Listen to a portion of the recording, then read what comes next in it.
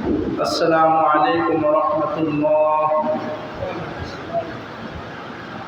إن الحمد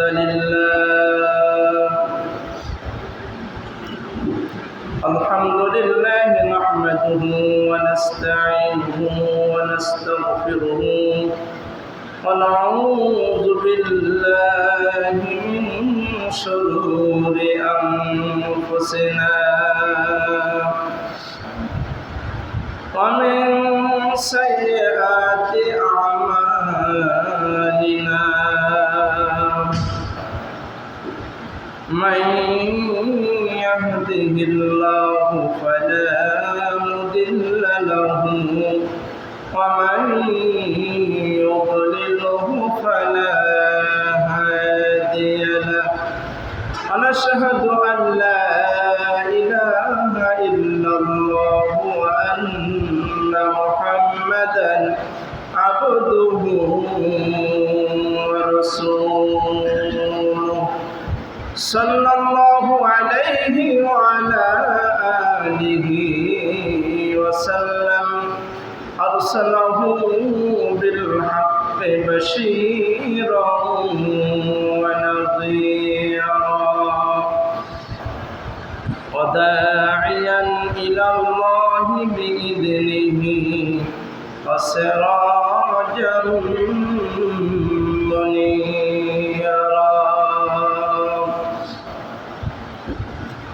أما بعد فأعوذ بالله من الشيطان الرجيم. بسم الله الرحمن الرحيم. إن الله وملائكته يصلون على النبي يا أيها الذين آمنوا صلوا عليه وسلموا تسليما. اللهم صل على محمد وعلى آل محمد كما صليت على إبراهيم وعلى آل إبراهيم إنك حميد مجيد.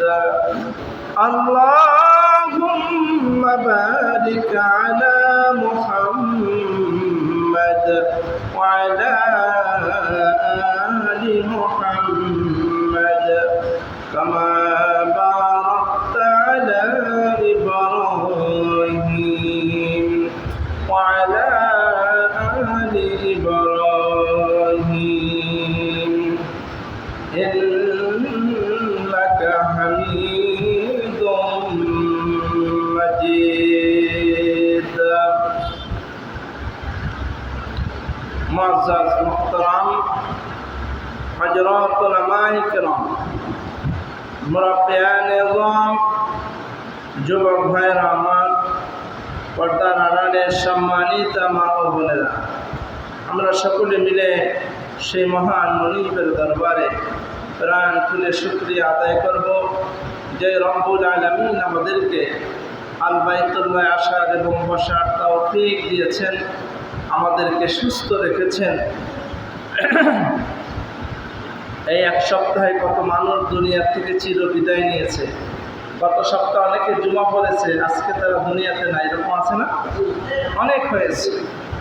আল্লাহ পাক যে আমাদেরকে হায়াতে বরকত দিয়েছেন, সুস্থ রেখেছেন, আল বাইতুল্লাহ আসার এবং বসার তৌফিক দিয়েছেন, এই জন্য সেই মহান মনিবের দরবারে আমরা একটু প্রাণ খুলে শুকরিয়া আদায় করব।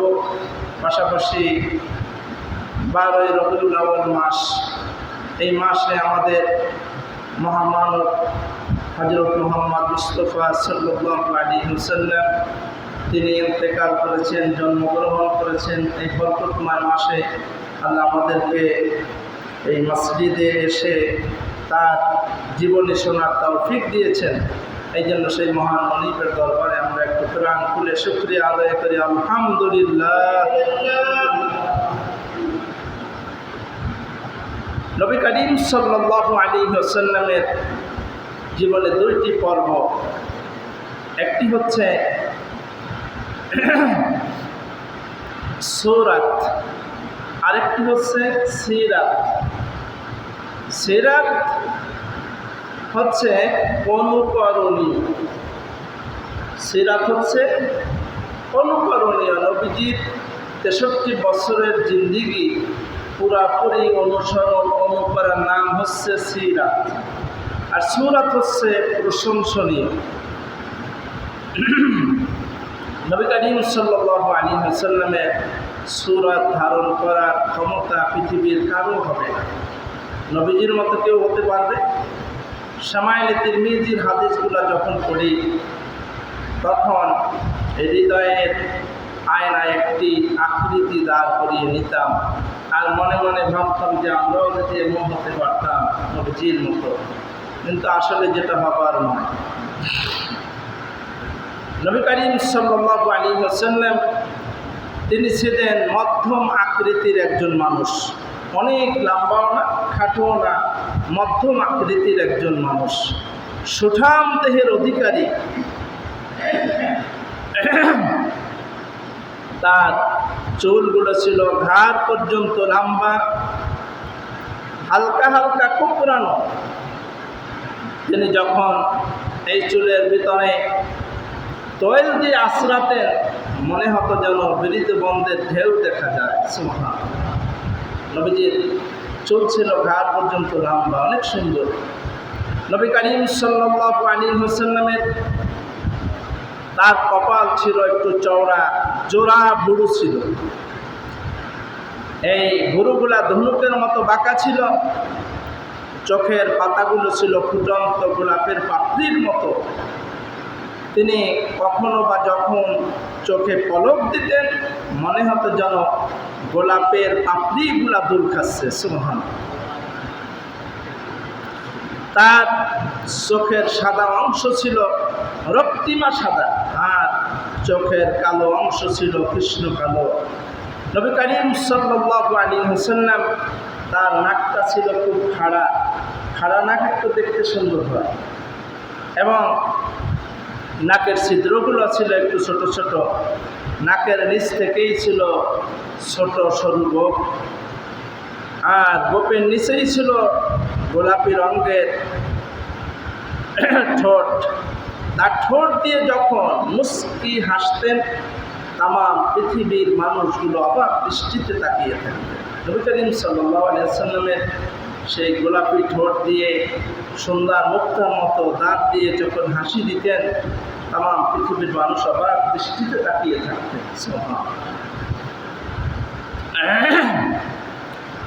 নবী করিম সাল্লাল্লাহু আলাইহি ওয়াসাল্লাম যেই রাস্তা দিয়ে হেঁটে যাইতেন, এই রাস্তা দিয়ে যদি কোনো সাহাবী 1 মাস পরে ওই রাস্তা দিয়ে হাঁটা শুরু করতেন তারা জান্নাতের ঘেরান পাইতেন। সুবহানাল্লাহ। যে রাস্তা দিয়ে নবীজি যাইতেন এই রাস্তা 1 মাসের অধিক তার জান্নাতি ঘেরান থাকতো। সুবহানাল্লাহ। শুধু তাই নয়, উম্মাহাতুল মুমিনিন নবীজির স্ত্রীরা হলো আমাদের মা স্বরূপ। তাই নবীজির স্ত্রীরা যখন দেখতেন নবীজির কপালে মুক্তার দানার মতো ঘামগুলা ঝরছে, তখন নবীজির স্ত্রীরা এই কপালের ঘামগুলো হাত থেকে মুছে তাদের বোতলের মধ্যে ভরে রাখতেন। এরপরে যখন তারা কোথাও আত্মীয় স্বজনের বাড়ি বেড়াইতে যাইতেন তখন তারা এই ঘামগুলা আতর হিসাবে ব্যবহার করতেন। নবীজির গায়ের ঘাম দিয়ে মেশকা আম্বরের ঘেরান আসতো।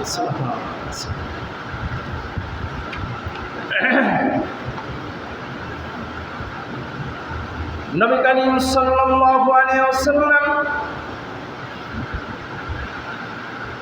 তিরমিজির হাদিসে এসেছে, আবু হুরায়রা রাদিয়াল্লাহু তাআলা আনহু বলেন, রাসূলুল্লাহ সাল্লাল্লাহু আলাইহি ওয়াসাল্লামের চেয়ে অধিক সুন্দর মানুষ আর আমি কোনোদিন দেখি নাই। তার চেহারা যেন সূর্য চমকিয়ে যাইত। সুবহানাল্লাহ, সূর্য পর্যন্ত তার চেহারার সামনে চমকে যাইত। সুবহানাল্লাহ, কি নূরের চেহারা আল্লাহ দান করেছেন। তিরমিজির বর্ণনা এসেছে, জাবির বিন সামুরা রাদিয়াল্লাহু তাআলা আনহু ইরশাদ করেছেন, আমি এক চাঁদিনী রাত্রিতে নবীজির সঙ্গে ময়দানে আমরা কিছু সাহাবীরা বসা। ওই সময় নবীর গায়ে একটা লাল রঙের চাদর ছিল। আর ওই সময় আমরা নবী করিম সাল্লাল্লাহু আলাইহি ওয়াসাল্লামের দিকে একবার তাকাই আর একবার আকাশে চাঁদের দিকে তাকাই। আমি দেখি আকাশের চাঁদের চেয়ে তো আমাদের নবীজির চেহারা অনেক অনেক গুণ বেশি সুন্দর। কি সৌন্দর্য আল্লাহ পাক দান করেছিলেন নবীজিরে। চন্দ্র সূর্য তার কাছে হার মানত। সুবহানাল্লাহ। দৌরুল মুনাজ্জাম কিতাবের মধ্যে এসেছে, হযরতে মা আয়েশা রাদিয়াল্লাহু তাআলা আনহা বলেন, আমি একদিন শেষ রাতে সেলাই কাজ করতেছিলাম, তখন আমার হাত থেকে হঠাৎ করে সুচটা পড়ে গেল। আমি অন্ধকারে খুঁজে আর পাইলাম না। কিছুক্ষণ পরে আমার রুমে যখন নবী করিম সাল্লাল্লাহু আলাইহি ওয়াসাল্লাম প্রবেশ করলেন, তার চেহারার আলোতে আমার সুচটা প্রকাশ হয়ে গেল। সমস্ত রুমটা আলোকিত হয়ে গেছে আর আমার সুচটা পেয়ে গেলাম। সুবহানাল্লাহ। হযরত মা আয়েশা রাদিয়াল্লাহু তাআলা আনহা বলেন, ইউসুফ নবীর জমানায় ওই যুগের সুন্দরী নারীরা ইউসুফ নবীকে দেখতে গিয়ে ফল কাটার বদলে পেটের হাত কেটে ফেলেছিল। ইউসুফ নবীর চেহারা অনেক সুন্দর ছিল। সব নবীর চেহারাই সুন্দর ছিল, তার মধ্যে একটু বেশি কম আছে। ইউসুফ নবীকে আল্লাহ অনেক সৌন্দর্য দান করেছিলেন। তাই ইউসুফ নবীর দিক তাকাইয়া চেহারার দিকে মানুষ এত অজ্ঞান হয়ে গেছে, প্রত্যেকের হাতের ফল কাটতে যাই প্রত্যেকের হাত কেটে ফেলেছে, তা টের পায়নি। সুবহানাল্লাহ। মা আয়েশা রাদিয়াল্লাহু তাআলা আনহা বলেন, ইউসুফ নবীকে দেখতে গিয়ে তাদের ফল কাটার বদলে হাত কেটেছে, আর আমার নবীকে যদি তারা দেখতো প্রত্যেকের কলিজাটা কেটে ফেলে দিত। সুবহানাল্লাহ। ইউসুফ নবী সুন্দর ছিল, আমরা ভুল না বুঝি আমাদের নবীর চেয়ে বেশি না, আমাদের নবীর সাথে কারো তুলনা হবে না। তিনি হচ্ছেন সবচেয়ে বেশি সুন্দর। সুবহানাল্লাহ।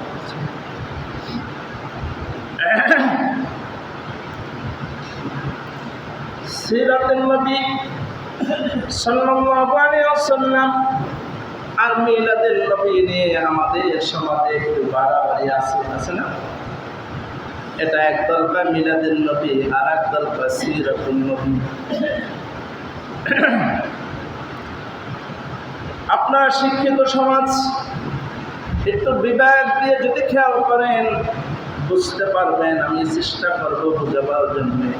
সিরাত এবং মিলাদ এই দুইটা জিনিস ভালো করে আমাদের বুঝতে হবে, কারণ আমরা অনেক এ নিয়ে বাড়াবাড়ি করি, কিন্তু ইসলাম বাড়াবাড়ি পছন্দ করে না। সিরাত আরবি শব্দ, মিলাদ আরবি শব্দ। মিলাদ হচ্ছে জন্ম। মিলাদ অর্থ কি? মিলাদ হচ্ছে জন্ম নবীজি। আর সিরাত হচ্ছে 63 বছরের পুরা জিন্দেগি হচ্ছে সিরাত। এখন আমরা যদি কোনো মানুষের তার জন্মবৃত্তান্ত লিখতে যাই বা বলতে যাই, তাকে জীবনের কোনো একটা অংশ বললে কি কেউ কিছু বুঝবে? শুধু জন্মটা যদি লেখি, বাকি কিছু না লেখি বুঝবে? আবার মাঝখান থেকে কিছু লেখি, আগামাতা নাই, তাও বুঝবে না। অতএব পরিপূর্ণভাবে আগামাতা পরিপূর্ণভাবে যখন শৈশব থেকে একেবারে শেষ বয়স পর্যন্ত লেখা হবে, তখন মানুষটা কেমন ছিল আমরা এটা বুঝতে পারব। তা সিরাত হচ্ছে জন্ম, আর মিলাদ হচ্ছে জন্ম শুধু, আর সিরাত হচ্ছে 63 বছরের জিন্দিগির পুরো জীবনটা অনুসরণ অনুকরণ নাম হচ্ছে সিরাত। সুবহানাল্লাহ। তাহলে এখন আমাদের সিরাতটাই মানতে হবে। মিলাদে শুধু যদি আমরা জন্মে খুশি হই আর বাকি 63 বছরের জিন্দিগির কোনো কাজ করলাম না, তাহলে কি আমরা মুমিন হতে পারবো? আমাদের কোনো ফায়দা হবে? তাহলে আমাদের পুরো 63 বছরের জিন্দিগিটাই আমাদের চর্চা করতে হবে। নবী করিম সাল্লাল্লাহু আলাইহি ওয়াসাল্লাম তিনি জন্মদিন পালন করেছেন, নিজের জন্মদিন নিজে পালন করেছেন। খুব খেয়াল করেন ভালো করে, নবী করিম সাল্লাল্লাহু আলাইহি ওয়াসাল্লাম তার জন্মদিন পালন করেছেন। সেটা কিভাবে করেছেন হাদিসে আছেন, সব আছে। সুনানে তিরমিজিতে এসেছে 1162 নং হাদিস। রাসূল করিম সাল্লাল্লাহু আলাইহি ওয়াসাল্লামকে এক সাহাবী প্রশ্ন করলেন, ইয়া রাসূলুল্লাহ, আপনি সোমবার দিন রোজা রাখেন কেন? নবীজি উত্তর দিলেন, আমার সাহাবী শোনো, সোমবার দিন আমি রোজা রাখি এই কারণে, সোমবার দিন আমার জন্ম হয়েছে, আর এই সোমবার দিন সর্বপ্রথম আমি নবুয়ত পেয়েছি। সুবহানাল্লাহ। সর্বপ্রথম যেদিনকে আল্লাহ নবীর কাছে ওহী এসেছিল ওই দিনটা ছিল সোমবার, আর এই সোমবারে তার কি হয়েছে? জন্ম হয়েছে। এই জন্য তিনি রোজা রাখেন শুকরিয়া স্বরূপ। আল্লাহ এত বড় নিয়ামত দিয়েছেন, নবী খেতাব পেয়েছেন, তা সেই জন্য শুকরিয়া করা লাগবে না? তা শুকরিয়া তার নবীজি কি করতেন? আল্লাহর কৃতজ্ঞতা স্বরূপ রোজা পালন করতেন। তাইলে জন্মদিন নবীজি পালন করেছেন রোজা দিয়ে। কি দিয়ে বলেন? ভালো করে খেয়াল করেন, এটা নিয়ে সমাজে যত পাগলামি হচ্ছে আমাদের, এটা ভালো করে বুঝতে হবে। তাহলে নবীজি হাদিসটা নাম্বারটা বলে দিচ্ছি, 1162 নং হাদিস, সহিহ মুসলিমে এসেছে।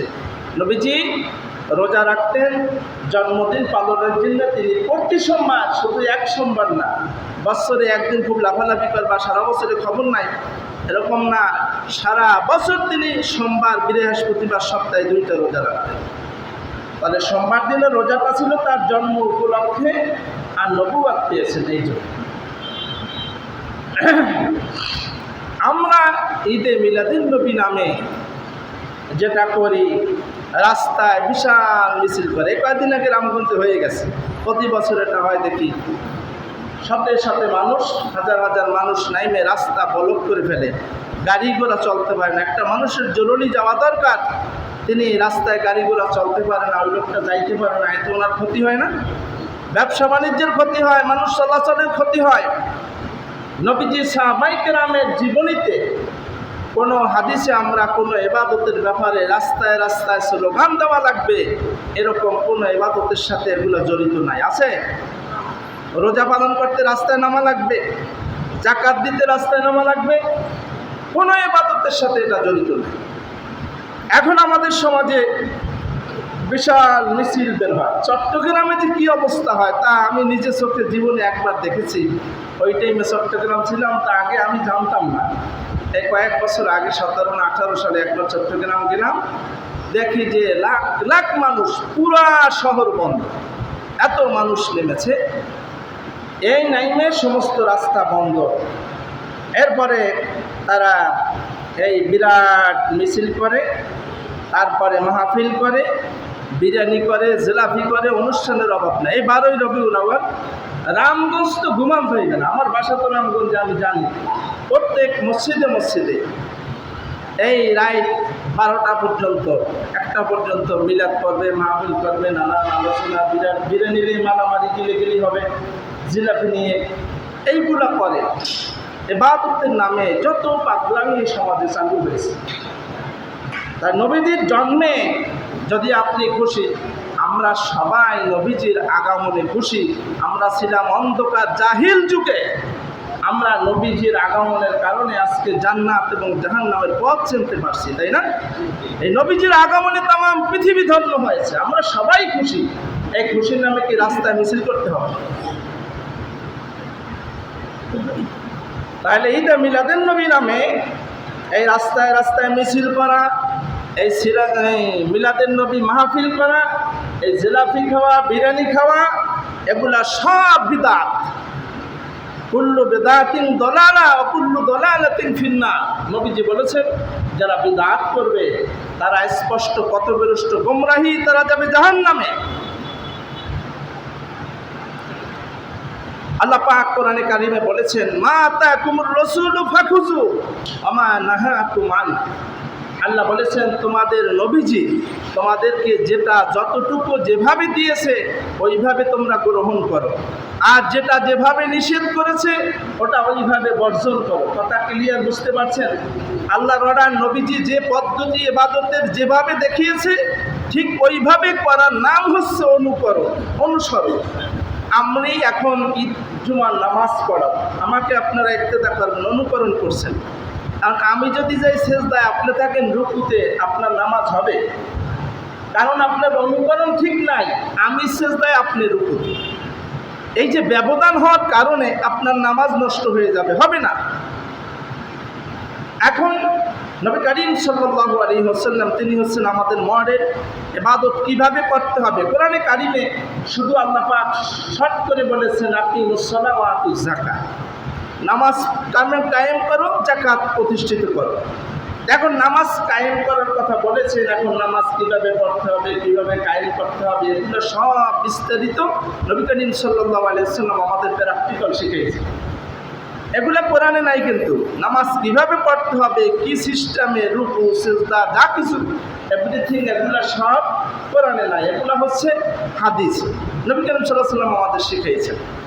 এখন ওই যেটা যেভাবে শিখাইছেন এটা ওইভাবে পালন করার মধ্যে রয়েছে খৈরিয়াত, বরকত, নাজাত। এখন আমরা কি করি? আমরা নিজেরা মন গড়া অনেক কিছু আবিষ্কার করেছি। এই মন গড়া যদি কোনো ইবাদত করেন তাদের পরিস্থিতি কি হবে শুনুন। সহিহ বুখারীর বর্ণনা এসেছে কিয়ামতের ময়দানে কঠিন মহাশরে যখন সূর্যটা মাথার পরে নামিয়ে দেওয়া হবে, ঘামে সাগর হয়ে যাবে, মানুষগুলার জিহ্বা নাভি পর্যন্ত ঝুলে পড়বে গরম। সেই সময় নবী করিম সাল্লাল্লাহু আলাইহি ওয়াসাল্লাম তিনি পাগল মতো তার উম্মতদেরকে বাঁচাবার জন্য দৌড়াদৌড়ি করবেন। তিনি এক দৌড়ে হাউজে কাউসারে যাবেন, ওখানে যাই হাউজে কাউসারের পানি তার উম্মতদেরকে পান করাবেন। বুখারীর বর্ণনা এসেছে তখন যারা খাঁটি উম্মত ছিল, সত্যিকারের অনুকরণ করেছে, তাদেরকে নবীজি হাউজে কাউসারের পানি পান করাই দেবেন, আর পানির তৃষ্ণা লাগবে না 50,000 বছর, তৃষ্ণা মিটে যাবে। এই হাউজে কাউসারের পানি তারা পাবে। আর এক শ্রেণীর উম্মত তারা যাওয়ার পরে নবীজির কাছে পানি খাইতে যাবে, মাঝখানে একটা পর্দা পড়ে যাবে। কি পড়ে যাবে? পর্দা পড়ে আলাদা হয়ে যাবে, আলাগ হয়ে যাবে। তখন নবী করিম সাল্লাল্লাহু আলাইহি ওয়াসাল্লাম আল্লাহর কাছে বলবেন, আল্লাহ এরাও তো আমার উম্মত, আমি কেন পানি খাওয়াইতে পারলাম না?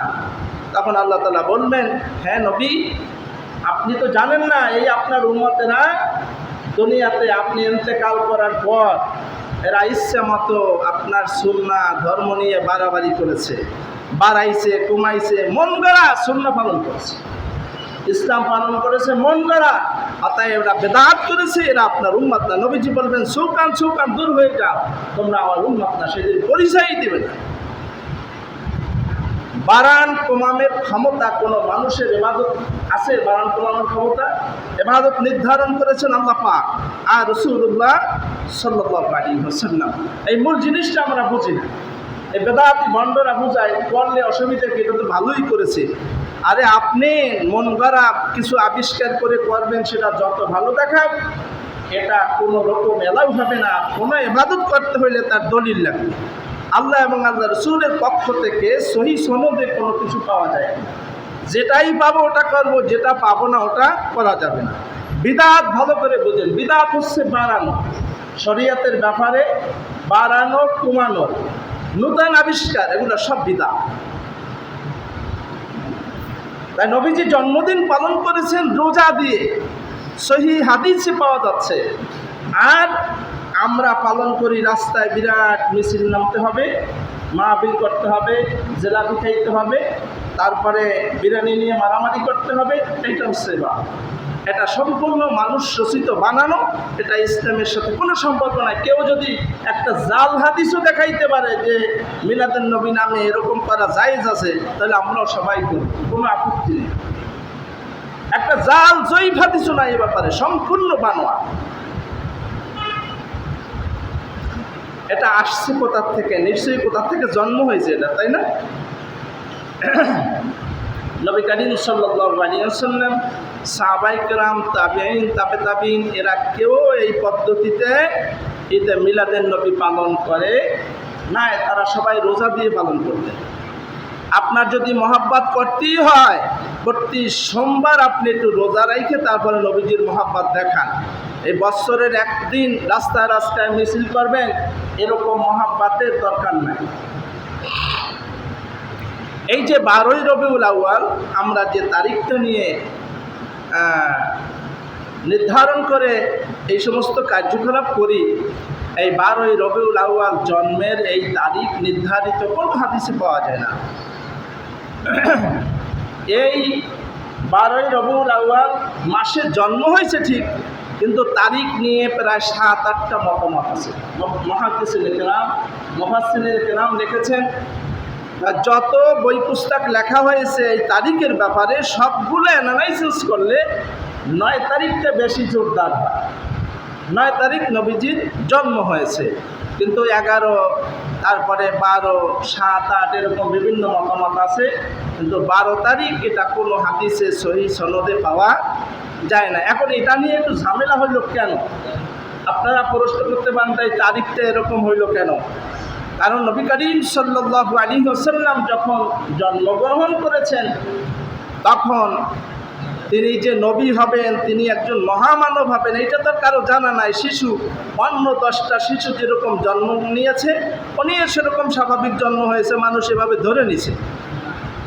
এই জন্যে আর ওই সময় এত মানুষ এত লেখাপড়া নিয়ে তারিখ তারিখ নিয়ে এখন যেমন আমরা ব্যস্ত, এগুলো তখন ছিল না। এই জন্যে এতটা গুরুত্ব দিয়ে লেখা হয়নি। কিন্তু তিনি যে 12 তারিখ মরেছেন, 12ই রবিউল আউয়াল ইন্তেকাল করেছেন, এ ব্যাপারে স্পষ্ট হাদিসে পাওয়া যায়, এতে কোনো সন্দেহ নাই। কারণ তিনি যখন ইন্তেকাল করেন, তিনি তো তখন মহানবী, তামাম পৃথিবীতে তার পরিচয়। এত বড় মহামানবের মৃত্যু তারিখটা জানা দরকার আছে না?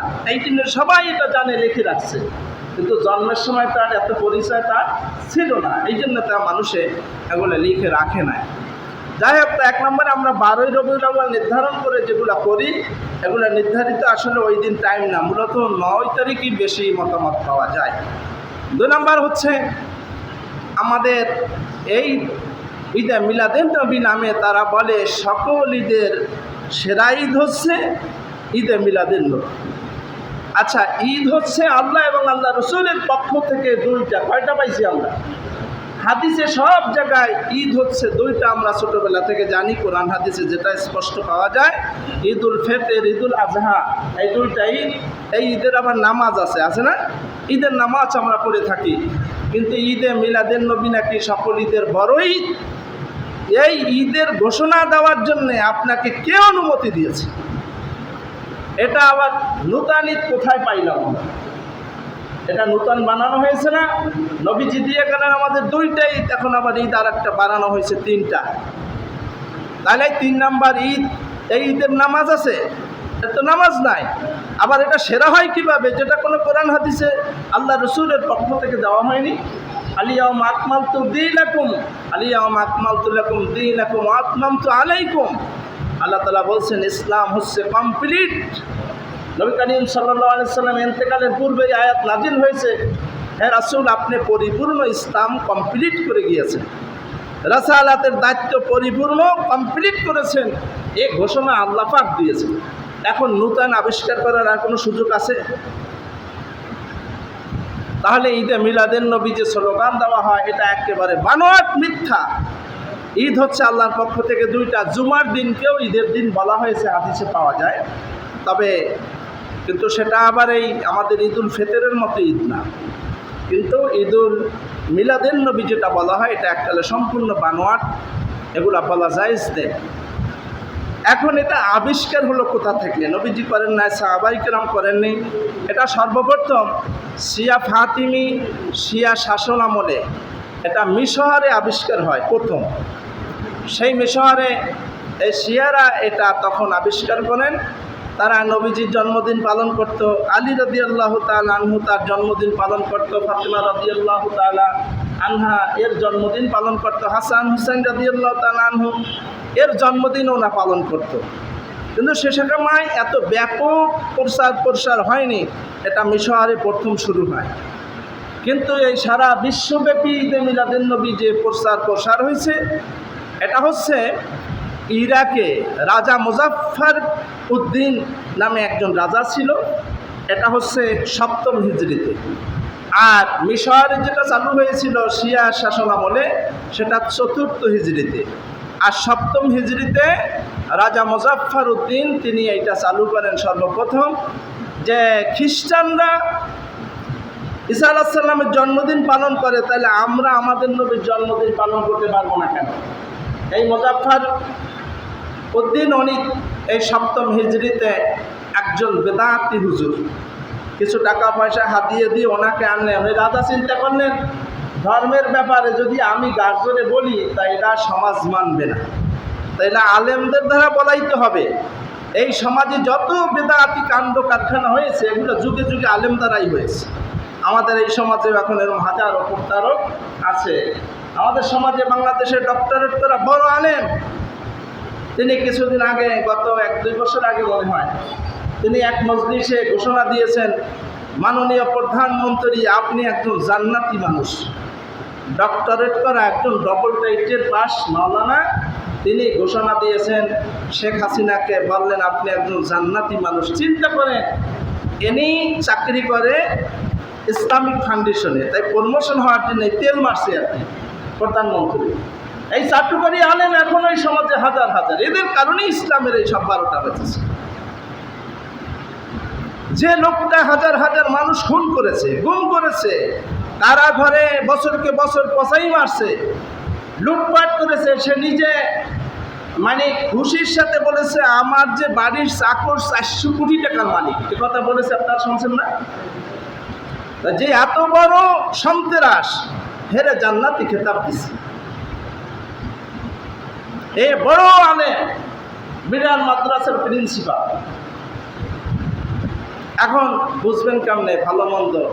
এই তো বড় বড় আলেমদের অবস্থা এরকম হাজারো আছে, একজনের কথা বললাম। এই যুগে যুগে যত এই ইসলামের 12টা বাজাইছে এই বেদাতি আলেম দিয়ে। তো ওই আলেম চিন্তা করলেন, একজন আলেম যদি ফতুয়া দেয় তা মনে করো জনগণ হুজুরের দম পেজিটা ঠিক। তখন ওই আলেম দিয়ে মুজাফফর উদ্দিন তিনি 7ম হিজরিতে চালু করেন, বড় একজন আলেম দাওয়াত দিলেন। আর বিশাল আকারে রাজকীয় অনুষ্ঠান, বোঝেন না, উনি অনেক বড় বড় মুরগি, চিকেন, তারপরে গরু ছাগল এগুলা জবাই করে হাজার হাজার মানুষের খাবার আয়োজন করলো। আর ওই রাজদরবারের খাবার খাওয়ার জন্য হাজার হাজার মানুষ একত্রিত হইল। এরপরে জাঁকজমকভাবে অনুষ্ঠান হইল। এই নবীজির জন্মদিন ওখান থেকে পালন শুরু।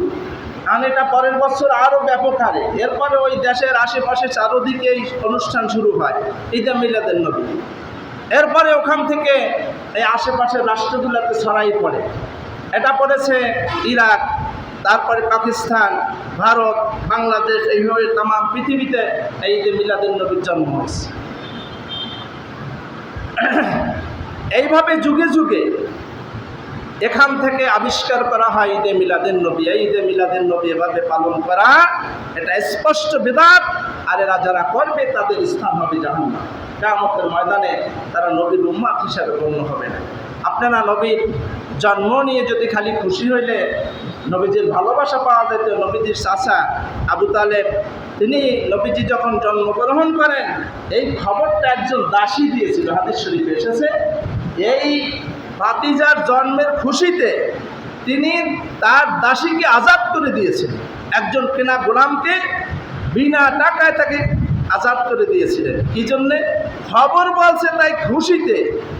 তাহলে আবু তালেবের মতো এরকম কেনা গোলাম হাজার হাজার টাকার এরা ফ্রিতে তিনি আজাদ দিয়ে দিলেন, সে আমাদের চাইতেও বেশি খুশি হয়েছিল কিনা? বেশি খুশি হয়েছে, কিন্তু সে কি জান্নাতে যাবে? খুশি হইলে জান্নাতে যাওয়া যাবে না, কারণ সে নবীজির আদর্শ মেনে নেয় নাই। নবীজির জন্মে খুশি হয়েছিল, কিন্তু নবীজির আদর্শ মেনে নেয় না, এই জন্য জাহান্নাম। এই জন্য খালি জন্মে খুশি হলে হবে না। মুসলমানদের নবী করিম সাল্লাল্লাহু আলাইহি ওয়াসাল্লামের জীবনী শামাইলে তিরমিজির মধ্যে এসেছে, 1 লক্ষ মানুষের অধিক তার জীবনী লিখেছে। এটা হচ্ছে মহা এক সমুদ্র, নবী করিম সাল্লাল্লাহু আলাইহি ওয়াসাল্লামের জীবনী। আমরা যেটা পড়ি, প্রত্যেকের ঘরে যে কোরআন আছে, এটা হচ্ছে ছাপা কোরআন। আর নবী করিম সাল্লাল্লাহু আলাইহি ওয়াসাল্লাম তিনি ছিলেন জীবন্ত কোরআন, প্র্যাকটিক্যাল কোরআন। নবী করিম সাল্লাল্লাহু আলাইহি ওয়াসাল্লামের সম্মান এত আল্লাহ পাক মর্যাদা দিয়েছেন। আদম আলাইহিস সালাতু ওয়াস সালাম থেকে আজ আমাদের নবী পর্যন্ত যত নবী এসেছে, এই সমস্ত নবীকে আল্লাহ পাক যত রহমত, ইলম, বরকত যা কিছু দান করেছে, এই সব এক জায়গায় করলে যত হয়, এগুলা সব আমাদের নবীকে আল্লাহ দান করেছে। সুবহানাল্লাহ। আমাদের নবীর সম্মান এরকম রাস্তায় মিছিল করে বানানো লাগবে না, এটা তো আল্লাহই তার সম্মান দিয়েছে। আল্লাহ পাক বলেছেন, ওয়াইন্নাকা লাআলা খুলুকিন আযীম। আজিম শব্দটা শুধু আল্লাহর নামে ব্যবহার করেছেন, আর আমাদের নবীর নামে ব্যবহার করেছেন। আজিম হলো, সমস্ত নবীর নাম হচ্ছে ইয়া মূসা, ইয়া ঈসা, ইয়া হারুন, এভাবে। আর আমাদের নবীর নাম হচ্ছে মহানবী। মহা কথাটা মানে ব্যাপক তার সম্মান। আল্লাহ পাক বলেছেন, ওয়াইন্নাকা লাআলা খুলুকিন আযীম। নিঃসন্দেহে হে নবী, আপনাকে মহান চরিত্রের উপর প্রতিষ্ঠিত করেছে। এই জন্যে এমন নবীকে আমাদের ভালোবাসার দরকার আছে না? 63 বছরের পুরো জিন্দিগিটাই দিয়ে আমাদের ভালোবাসতে হবে। ভালোবাসা কি শুধু মুখে আর রাস্তায় রাস্তায় স্লোগান দিলে হবে না? কার্যক্রম ধারাবাহিকভাবে করা লাগবে। আপনার ব্যক্তিগত জীবনে, পারিবারিক জীবনে, সামাজিক জীবনে, অর্থনৈতিক জীবনে, রাষ্ট্রীয় জীবনে, আন্তর্জাতিক সকল ক্ষেত্রে রাসূলুল্লাহ সাল্লাল্লাহু আলাইহি ওয়াসাল্লামের আদর্শ মানতে হবে। এর নাম হচ্ছে ভালোবাসা। কথা বুঝে আসছে? নবীজির জীবন আমরা জানার চেষ্টা করি না। আপনি সকালে ঘুম গেলেন, রাতে যখন আপনি ঘুম যান, তখন নবীজির আদর্শ ছিল তিনি অজু করতেন। অজু করে তারপরে ডান কাতে ভর দিয়ে, গালে হাত দিয়ে, তারপরে তিনি শুয়ে দোয়া পড়তেন, আল্লাহুম্মা বিসমিকা আমুতু ওয়া আহইয়া। এরপরে তিনি আয়াতুল কুরসি পাঠ করতেন। এর যে কত ফজিলত বর্ণনা করার সময় নেই। এরপরে এই অবস্থায় যদি লোকটা সুন্নাত তরিকায় এভাবে অজু করে, দোয়া করে, তারপর আয়াতুল কুরসি, তাসবিহ তাহলিল করতে করতে ঘুম যায়, রাতে ঘুমের মধ্যে মারা গেলে তাকে আল্লাহ শহীদি দরজা দান করবে। সকাল থেকে আবার যখন এই লোকটা উঠল, তখন বলল, আলহামদুলিল্লাহিল্লাযী আহইয়ানা বা'দা মা আমাতানা ওয়া ইলাইহিন নুশুর। আল্লাহর প্রশংসা দিয়ে তার দিন শুরু হলো, ঘুম থেকে ওঠা। এরপরে তিনি গেলেন, উঠেই বাথরুমে আপনি বাম পা দিয়ে ঢুকতে হবে, ইচ্ছে মতন ঢুকতে পারবেন না। নবীজির তরিকা বুঝতে হবে। বাম পা দিয়ে ঢুকে আপনি দোয়া পড়তে হবে, আল্লাহুম্মা ইন্নী আউযু বিকা মিনাল খুবুসি ওয়াল খাবাইস। এই দোয়া পড়বেন। বাথরুমে নানান শয়তানের ওয়াসওয়াসা থেকে আপনি হেফাজত হয়ে গেলেন। ল্যাট্রিনের কাজ সেরে আবার অজু করলেন, অজুর শুরুতে পারবেন বিসমিল্লাহ, শেষে পারবেন কালিমাতুশ শাহাদা। এটা পড়লে আপনার জন্য 8টা জান্নাতের দরজা খোলা থাকবে। কালিমাতুশ শাহাদা প্রত্যেক ওজুর শেষে পড়বেন। এরপরে আপনি ওখান থেকে বের হইলেন, আবার মসজিদে রওনা করলেন। ঘর থেকে বের হলেন, বলবেন বিসমিল্লাহি তাওয়াক্কালতু আলাল্লাহ লা হাওলা ওয়ালা কুওয়াতা ইল্লা বিল্লাহ। হাদিস শরীফে এসেছে, ফেরেশতারা বলল, তুমি এই যে দোয়া পড়লে, সন্ধ্যা পর্যন্ত তুমি নীরবাদ, তোমার কোনো বিপদ স্পর্শ করবে না। এই দোয়া পড়া মানে আল্লাহর পরে যে ব্যক্তি ভরসা করে, তাওয়াক্কুল করে, তার কোনো বিপদ স্পর্শ করবে না। ওই বাসটা অ্যাক্সিডেন্ট করতো, আপনি এই দোয়া পড়ার কারণে, ওই বাসে ওঠার কারণে ওই বাসটাই আল্লাহ হেফাজত করে দেবে আপনাকে বাঁচাবার জন্য। সেই বিশ্বাস নিয়ে যদি কেউ পড়ে। এরপরে আবার হাঁটতে হাঁটতে মসজিদে গেলেন। মসজিদে দিয়ে আপনি দোয়া পড়লেন, আল্লাহুম্মা আফতাহ লি আবওয়াবা রাহমাতিক। এখানে ডান পা দিয়ে, লেফটিনে বাম পা দিয়ে, ডান পা দিয়ে মসজিদে ঢুকতে হবে, এটা সুন্নাত। আর যখনই এই দোয়াটা বললেন, আল্লাহ আমার জন্য সমস্ত রহমাতের দরজাগুলি তুমি খুলে দাও, কি সুন্দর দোয়া। এবার ঢুকেই 2 রাকাত সুন্নাত পড়বেন। আমরা বসে পড়ি আগে, মসজিদে ঢুকেই 2 রাকাত সুন্নাত পড়া ছাড়া বসার কোনো হক নাই, এটা হচ্ছে সুন্নাত। ঢুকে সুন্নাত পড়লেন, আল্লাহ নামাজ পড়ে আবার বের হইলেন, দোয়া পড়লেন, খাইতে বসলেন দোয়া, নাইতে গেলে দোয়া, সমস্ত জায়গায় দোয়া আছে। ব্যবসা করতে গেছেন বাজারে, নামাজ টামাজ পড়ে সকালে যাই বিসমিল্লাহ বলে দোকানটা খুলবেন, আয়াতুল কুরসি পড়ে থেকে রাস্তার করবেন, আল্লাহ পাক দেখবেন কি পরিমাণ ব্যবসায় আপনার বরকত দিচ্ছে। ব্যবসায় মিথ্যা বলবেন না, হালালভাবে ব্যবসা করবেন, খাদ্যে ভেজাল করবেন না, ব্যবসার মধ্যে প্রতারণা করবেন না, আপনার এই ব্যবসা জান্নাতে নিয়ে যাবে। সুবহানাল্লাহ, নবীর আদর্শ। বড় চাকরি করেন, বসছেন, ঘুষ খাবেন না, প্রতারণা করবেন না, হালাল যে টাকাটা আপনার আসে ওই থেকে সংসার চালান, আল্লাহর জান্নাত আপনার জন্য রিজার্ভ হয়ে। মুসলমান নামাজ পড়ে, সব জায়গায় সিটিং বাটপারি। আমরা হচ্ছে আর নবীজির জন্য রাস্তা রাস্তা স্লোগান দেয় আমরা নবীর এককালে আশেকে রসুল। আশেকে রসুল কি অত সোজা? বললেন কুনতুম তুহিব্বুনাল্লাহ ফাত্তাবিউনি ইউহিব্বুকুমুল্লাহ। আল্লাহ তাআলা বলছেন, হ্যাঁ নবী আপনি জানাই দেন, আমি আল্লাহকে যদি কেউ ভালোবাসতে চায় সে যেন আপনাকে অনুসরণ করে, আপনাকে ভালোবাসে। আর নবীর ভালোবাসা মানে এরকম না, মিলাদ করা এরকম ভালোবাসা না। নবীজি 63 বছরের জিন্দেগি সব তার অনুসরণ অনুকরার নাম হচ্ছে সুন্নাহ পদ্ধতিতে ভালোবাসা। নবীজি রাজনৈতিক জীবন কেমন ছিল? যুদ্ধ বিগ্রহ নানান রকমের কষ্ট করেছেন, দাঁত ভাঙছেন। আমরা ঘরে বসে বসে আল্লাহর ওলি, রাসূলের আশিক আছে না? এভাবে রাসূলের আশিক খাওয়া যাবে না। হক কথা বলতে গিয়া প্রত্যেক নবী দেশ ছাড়া হয়েছে, দাঁত ভেঙেছে, মায়ের খেয়েছে। আর এই সমাজে হাজার হাজার খতিব আছে, খালি কিসসা কাহিনী গল্প দিয়ে, সাপের গল্প, মাছের গল্প, গরুর গল্প দিয়ে সারা বছর কাটায়। আল্লাহ পাকের কোরআনের হক কথাটা বলে না। এরা হচ্ছে বড় আশিকের রাসূল। আল্লাহ বলছেন আলা তালবিসুল হাক্কা বিল বাতিল ওয়া তাকতুমুল হাক্কা ওয়া আনতুম তা'লামুন। আল্লাহ বলছেন সত্যটাকে মিথ্যার সাথে মিশ্রিত করতে পারবে না, আর যেটা সত্য গোপন করতে পারবে না। হক কথা বলতেই হবে। আল্লাহ তাআলা সঠিকভাবে বোঝার তৌফিক দান করুক। আল্লাহ পাক যে নবীর মহাব্বত দিয়েছেন সেটা ওভাবে প্রকাশ করার কোনো দরকার নাই। আল্লাহ তাআলা বলছেন ওমা আরসালনাকা ইল্লা রাহমাতাল লিল আলামিন। তাম পৃথিবীর সৃষ্টি জগতের জন্য আল্লাহ পাক রহমত স্বরূপ আমাদের নবীকে পাঠাইছেন। তার সম্মান তো আল্লাহই দিয়েছেন।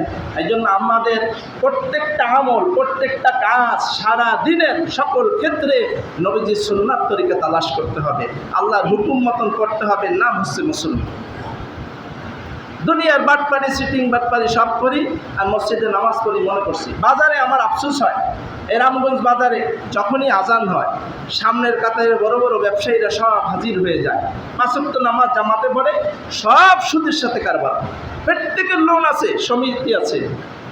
তাহলে যে ব্যক্তি সুদের সাথে জড়িত হয়েছে সে তো সর্বনিম্ন গুনাহ হচ্ছে মায়ের সাথে জিনা করা। নাউজুবিল্লাহ, এত বড় গুনাহ সে করে, সুদের সাথে তার সম্পর্ক, আবার নামাজও করে। এটা আল্লাহর সাথে প্রতারণা ছাড়া আর কি হতে পারে?